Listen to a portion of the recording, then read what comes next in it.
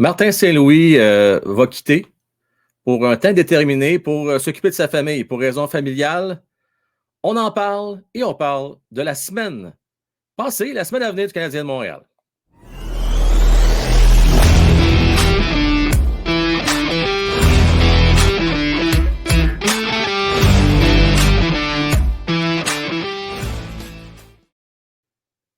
Merci d'être au rendez-vous, la gang. En ce dimanche soir, c'est rendu une tradition. Ça fait plus qu'un an qu'on fait ça déjà, ça passe vite. Merci d'être au rendez-vous. Je rappelle que vous pouvez le voir en direct si vous êtes membre Vestiaire des Pros et Plus. Et j'en profite pour saluer ceux qui sont là ce soir en direct avec moi. Zilgris, salutations à toi. Salutations à Mario Boudreau. Salutations à Julien Landry Trépanier. Également à Émeric Fan numéro Frankwell, qui me pose la question, il va être absent pendant combien de temps? On n'en a aucune idée, mon cher Émeric. Écoutez, en principe, ça devrait être confidentiel. David Savard, un peu malgré lui, c'est un peu échappé hier. Un peu pas mal, on s'entend. Regardez, la raison, combien de temps? Honnêtement, là, je comprends qu'en tant que fan, c'est un peu normal qu'on se pose des questions. Puis on peut s'inquiéter. Si ça peut être inquiétant dans notre cas, on ne sait pas trop ce qui se passe. Tout ce qu'on peut faire, c'est qu'on va envoyer des ondes positives à Martin Saint-Louis, à sa famille. Il semblerait qu'il veut s'occuper d'un de ses fils. On ne connaît pas la gravité, quoi que ce soit. Mais moi, ce que je dois saluer, c'est qu'on s'occupe de nos enfants dans le cas de Martin Saint-Louis. Puis c'est hyper, hyper important. Donc, on peut souligner ça. Et puis, pour le reste, l'avenir va peut-être nous le dire. Puis peut-être qu'on ne saura jamais, puis c'est bien correct également. Donc, oui, on va parler un peu de ça. L'impact. Tu sais, on parle d'un point de vue strictement hockey. Parce que, comme on dit, le show must go on. Là, on va laisser Martin Saint-Louis de s'occuper de sa famille. Mais de notre côté, nous autres, on se questionne un peu sur l'organisation. Qu'est-ce qui va se passer dans les prochaines semaines? Donc, on va en parler. On va voir qu'est-ce que ça pourrait avoir comme impact, peut-être sur le développement de quelques joueurs, sur les performances de l'équipe, sur le positionnement également au classement. Mais encore là, je ne vais pas trop m'avancer trop loin parce qu'on ne sait pas pour combien de temps. C'est encore pour une game, 2 games, 3 games jusqu'à la fin de l'année. On ne sait pas. Donc, c'est à ce stade-ci, la pure spéculation. Donc, on va regarder ça vraiment à très, très court terme là, pour les prochains jours. Salutations à Denis Brassard qui est là. Ça fait quand même 12 mois qu'il est membre. Bravo et merci surtout pour ton support. Je veux saluer également Christopher 418 et Canadien 10. Fidèle au poste, mon Canadien 10. C'est Sylvain Gauthier également qui est avec nous autres et Sigma Véric. Salutations à toi. Je disais Martin Saint-Louis. Oui, Martin Saint-Louis, malheureusement, ne sera pas avec nous, donc on lui envoie des ondes positives. Et c'est Trevor Lichtowski qui va le remplacer. Tu sais, vous savez, celui qu'on a la misère à prononcer son nom, on ne sait jamais qu'est-ce qu'il fait exactement, c'est pas trop clair. Mais regardez, on a la réponse. C'est le bras droit de Martin Saint-Louis. Donc, c'est lui qui va prendre la place. Et puis, on s'entend qu'il n'y a pas un bon baptême de feu hier. C'était assez difficile contre les Flames de Calgary. Il y a eu des points positifs que je vais vous parler, puis il y a des points un peu plus difficiles, plus négatifs, on va dire ça entre guillemets. J'ai trouvé ça bizarre, ce que je vais vous dire là, mais je suis content en Moses que Primo ait mis à l'épreuve hier. Tu sais, quand je vous dis que ça prend le plus de départs possible pour Kaden Primo d'ici la fin de la saison, on en a un exemple hier. Une des choses qu'on va devoir travailler Kaden, c'est de se relever après 1 ou 2 mauvais buts. La différence qu'il y avait entre un Kaden et un Jake Allen accordait souvent des mauvais buts en début de rencontre, puis après ça, c'était difficile pour peut-être un 10-12 minutes. Après ça, oups, il revenait dans le game. Puis là, il pouvait gauler sa tête. Dans le cas de Primo, on l'a vu hier, un but rapide en début de rencontre, même 3 buts, on devrait-on dire, qu'on peut ajouter à ça. Ça a été tough pour Kaden. C'était difficile. J'ai vu des séquences où il accordait trop de retours généreux, des généreux retours, disons, devant le filet, chose à éviter le plus possible.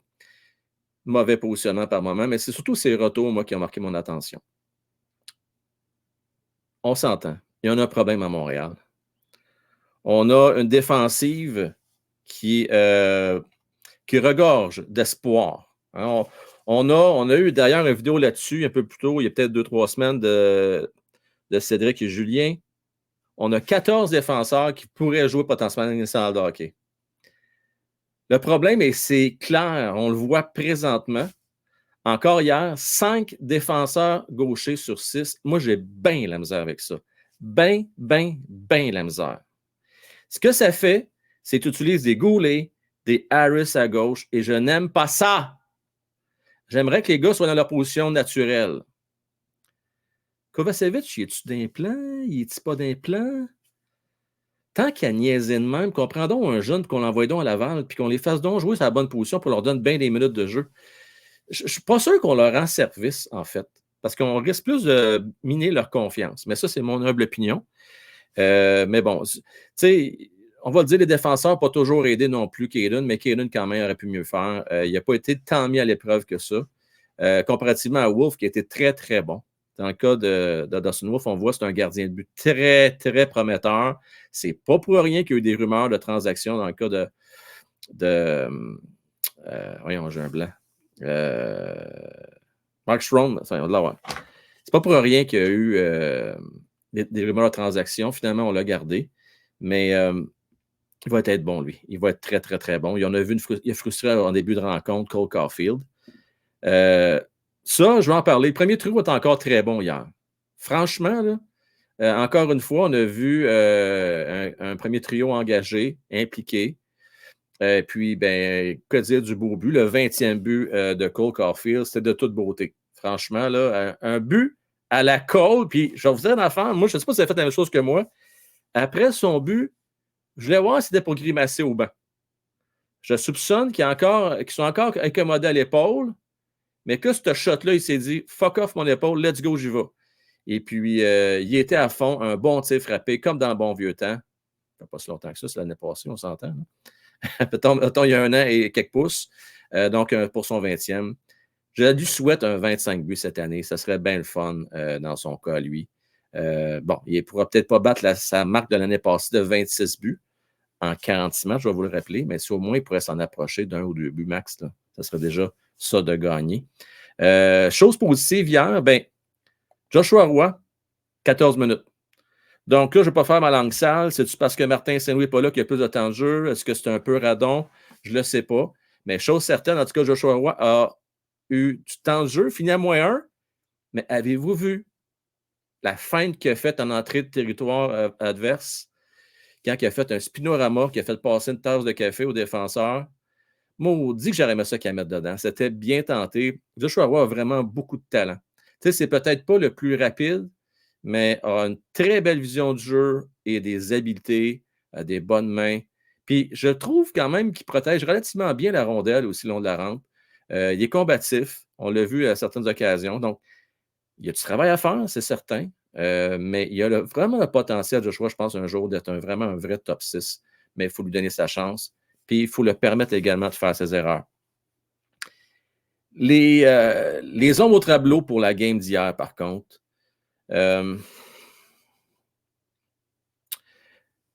Avez-vous vu le bout où ce que Nick Suzuki se fait brasser? Je pense que c'est vers la fin de la deuxième période dans ce coin-là. Nick Suzuki se retrouve sur le cul. C'est notre homme d'affaires, il est fait fort, il est capable d'en prendre. Mais c'est symbolique pour moi. Tu ne touches pas à notre capitaine. Tu ne touches pas à notre capitaine. Comment ça se fait qu'Herbert Jacquard, il est là et il fait rien? Je vais vous le dire, moi, pourquoi il fait rien. Parce qu'une commande en haut. On se calme le pompon, mon Herbert. On présente l'autre joue. Ça m'a mis un petit peu hors de moi. Là, on a vu un Josh Anderson passer un petit message, s'est fait sortir. Calique, tant qu'à passer un message, passe-en un vrai, ça vale la peine. Défoule-toi.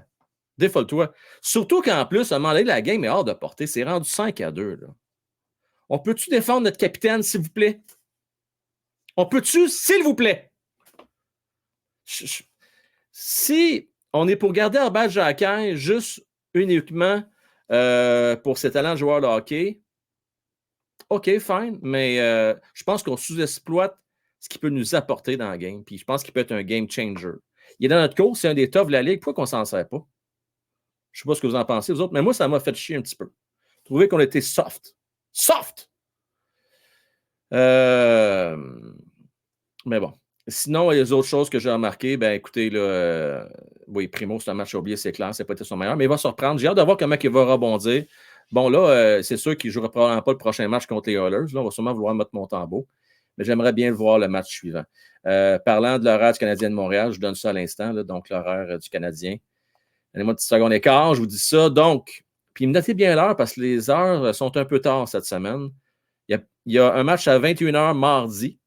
Donc, ce que ça veut dire, c'est qu'on va faire ensemble probablement la première période. Moi, je vais commencer à 20h comme à l'habitude. Puis on va faire la première période. Après ça, jeudi contre les Canucks de Vancouver à 22h. Donc, ça va être l'avant-match. L'avant-match qu'on va faire ensemble. Et après ça, dimanche. Donc, il n'y a pas de match samedi.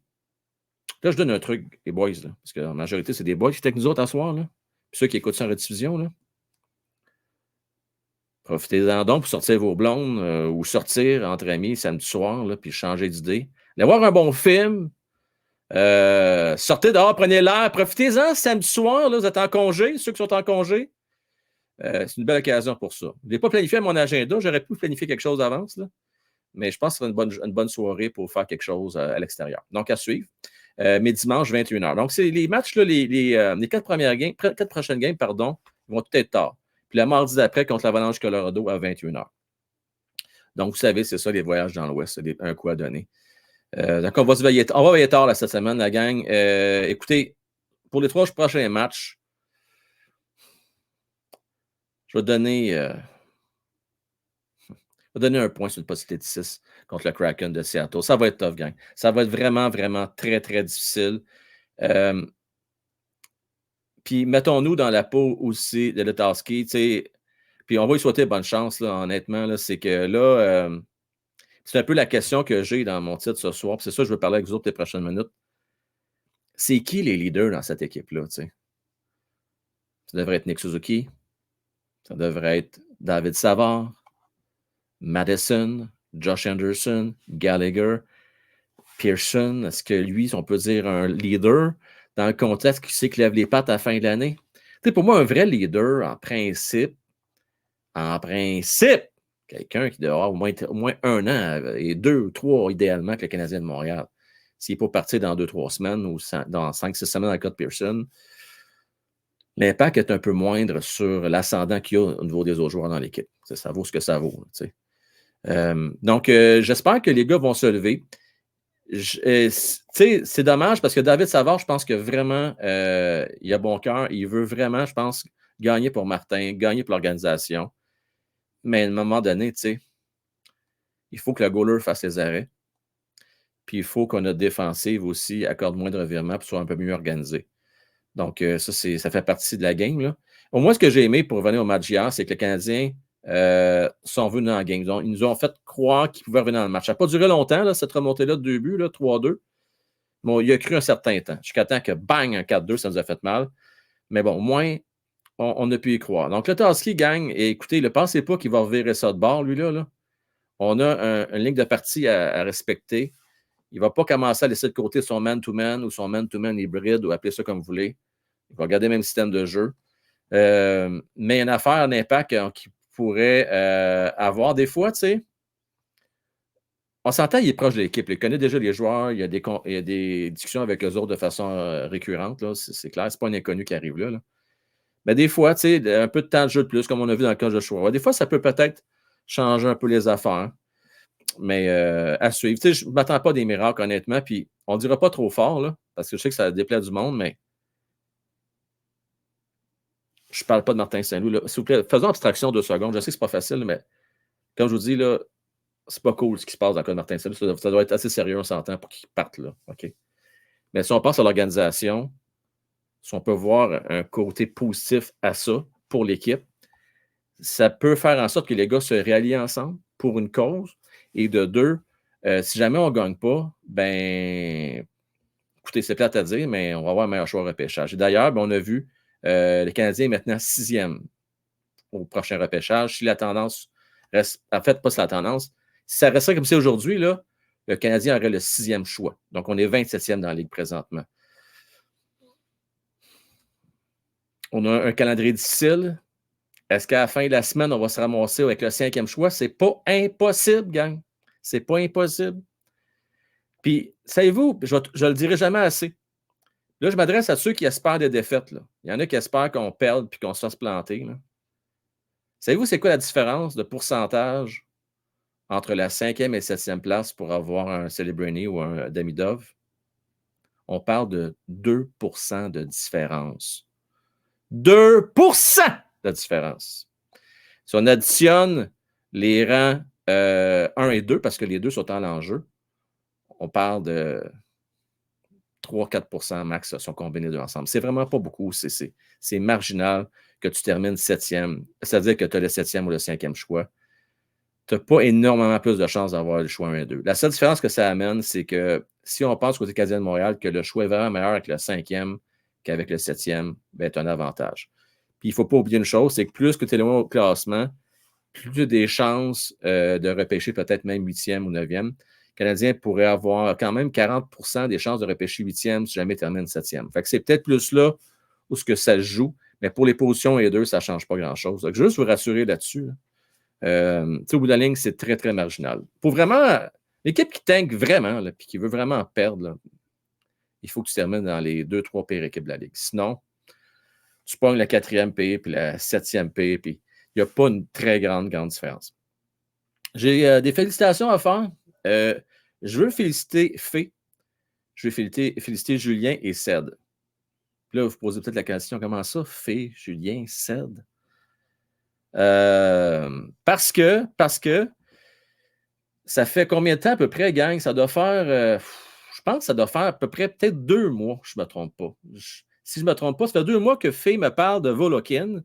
Elle dit, Frank, va voir ça, Volokin, il est bon. Il va peut-être être meilleur que Fowler.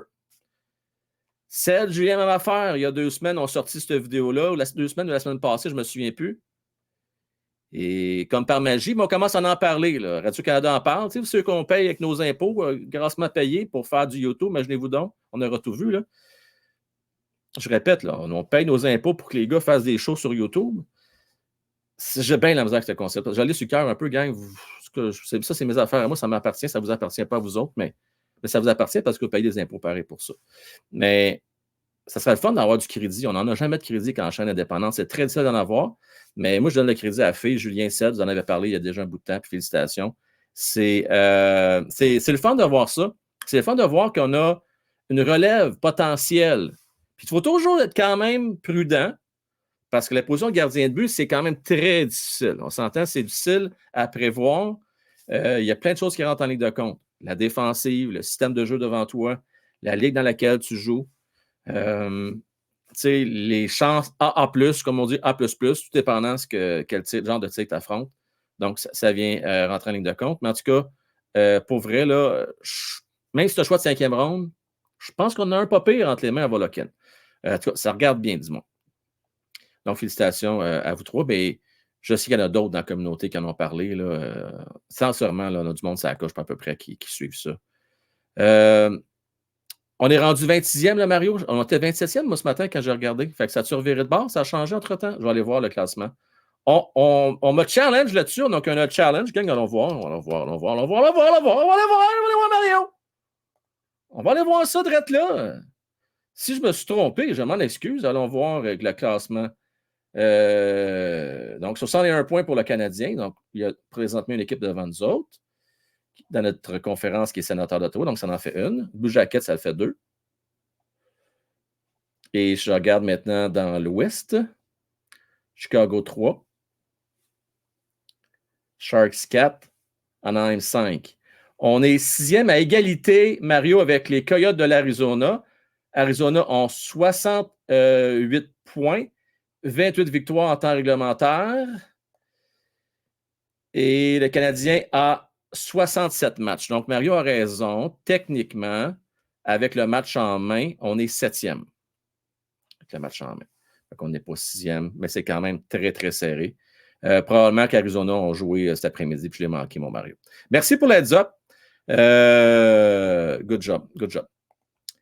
Donc, on a un petit pourcent de moins, la gang. Ah, mais ça va changer, ça va virer de bord, ça, assez vite, je vous le dis. Regardez, les sénateurs d'Ottawa vont venir nous dépasser, ce qui est potentiel. Donc, on est déjà 27e avec ça. Et là, ce que ça va jouer, moi, je pense, parce qu'oubliez pas, l'Ottawa ont 2 matchs en main. Là. Et ils sont sur une bonne séquence. Hein? Ottawa sont 3 victoires de suite. Là. Pour l'instant, les Canadiens ont 2 défaites, puis c'est pas fini les défaites, les Canadiens. C'est plus au niveau d'Arizona que ça va jouer, je pense, entre Arizona et Canadien de Montréal. C'est là ce que ça risque de se corser. Bien hâte de suivre ça. Les matchs cette semaine, bien, mes prédictions, j'en ai parlé. Gang, allez-y avec vos prédictions pour la semaine là, qui s'en vient. Vous prédisez quoi, vous autres, là, sur les 3 prochains matchs? Oilers, Vancouver, Kraken. On va te chercher 1 point, 2 points, 3, 4, 5, 6. C'est pas dans ça. À suivre. Là, on nous dit que ça ne regarde pas bien pour les Sénateurs d'Ottawa qui perdent présentement 7-2. Donc, devraient avoir la première défaite. Selon Benoît, 0 points. 3 pour Émeric, 1 pour Sigma, 0 pour Canadien 10. Je vous invite à mettre vos prédictions dans le chat. Non, pas vraiment dans le chat, pas dans le chat. Faites-le dans le chat si vous voulez, mais dans la zone commentaire aussi. N'oubliez pas d'exploiter cette zone commentaire-là qui est hyper importante.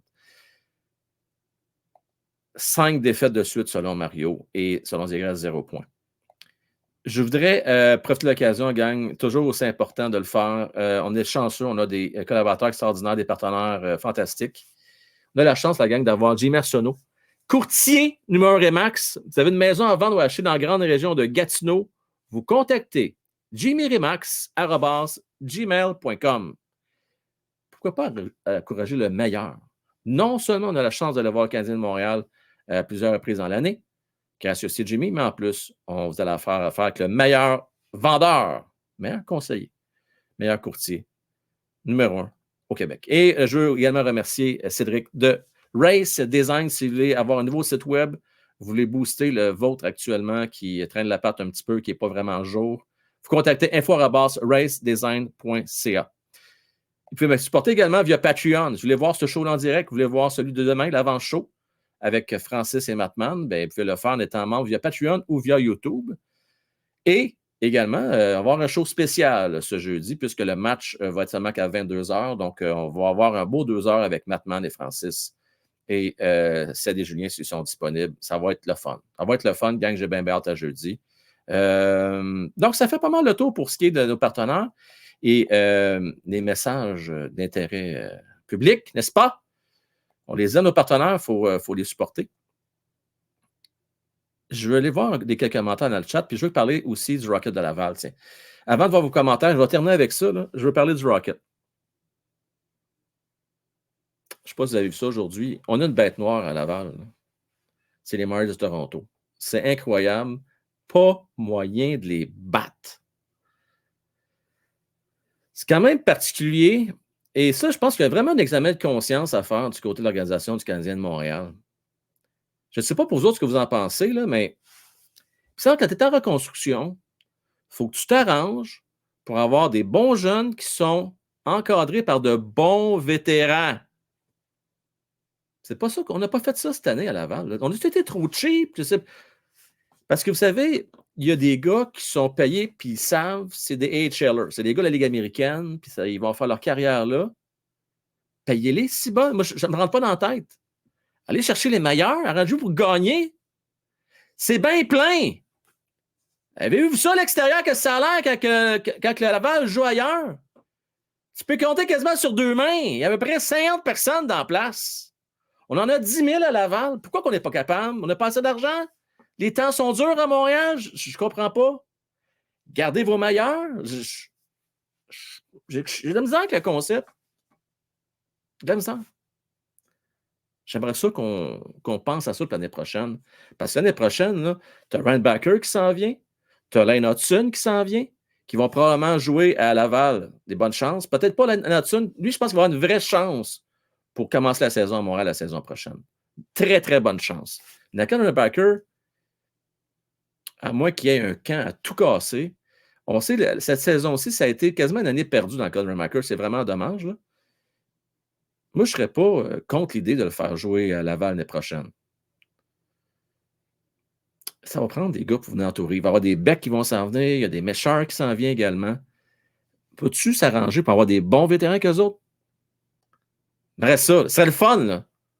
Tu sais, à part une année il y a 2 ans où ce que vraiment on a fait une belle run en série, le restant du temps, là, on se fait sortir en première ronde, ou ben non, il ne fait pas pantoute. On serait dû, je pense. Mais ça que les partisans de Laval, du Rocket, le méritent, il me semble. Ils le méritent. Je ne sais pas ce que vous en pensez. Il le mérite. Zegras, on n'a pas de jeune Frank à l'attaque. Zegras, je comprends bien, mais on en avait des bons à l'attaque. OK? On avait des Richard, on avait des Belzile. Là, quand je dis bon à l'attaque, je ne parle pas que des gars qui ont potentiel de jouer avec le Canadien national de hockey, mais je parle de bons joueurs de talent ou, dans le cas de Belzile, des bons joueurs de caractère. On en avait, on ne les a pas gardés. On peut-tu s'arranger pour l'année prochaine? Là? Pas attendre. On attend tout le temps des minutes. On a attendu au mois de mars pour aller chercher Perrault. On était chez d'Enduro, c'est ça? On peut-tu, s'il vous plaît, faire ça au début de saison, partir ça comme du monde? Je sais pas. Anyway, à moins que c'est le système de jeu qui ne marche pas pantoute, mais j'ai des doutes, la gang. Je pense vraiment que c'est, comme tu dis si bien, Zegras, on manque de talent, non seulement à Montréal, mais aussi à Laval. Ce qui est un peu inquiétant, parce que je regarde Toronto, ils torchent, excusez-moi l'expression, dans la Ligue américaine, torchent dans la Ligue nationale de hockey. Peux-tu, nous autres, au moins torcher dans une des deux ligues? Ça serait le fun, me semble? Là. Anyway, c'est ma petite montée de lait pour ce qui est du Rocket de Laval. C'est une petite équipe intéressante, mais sans plus. Moi, j'aimerais ça qu'on soit plus compétitif la saison prochaine. Faites-moi plaisir, s'il vous plaît. S'il vous plaît. Je regarde dans le chat, vous êtes très actifs. Je vais aller vous lire un peu. Vous parlez beaucoup des jeunes. Ça fait jaser énormément. Qui qu'on peut aller chercher au repêchage? Cotton, est-ce qu'on pourrait aller chercher? L'Editron va être encore disponible? Ça prendrait. Est-ce qu'on va aller chercher Parek? On va chercher un défenseur? On va aller chercher Dickinson? Avec le Canadien de Montréal qui savent qu'est-ce qu'ils vont faire. Il y a des bons joueurs attaquants, ceci étant dit. Il y a ça dans d'autres de positions. T'sais, si on repêche les 4 premiers, est en business. Sinon, si tu repêches 7e, franchement, ça s'équivaut pas mal rendu là. Fait qu'il faut espérer qu'il y ait au moins un ou deux défenseurs qui sortent dans le top 5 pour avoir la chance d'en mettre la main sur un bon.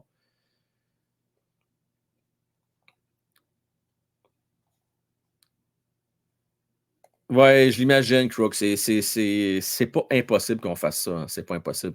Tu sais, la théorie est que le Canadien devrait toujours repêcher le meilleur joueur disponible. La crainte que j'ai, c'est que, encore une fois, ce soit un défenseur le meilleur joueur disponible. Et on le voit, présentement, le Canadien est en train de se planter. Pourquoi? Parce que on prend des défenseurs gauchers qui ont des natures pour les faire jouer à droite.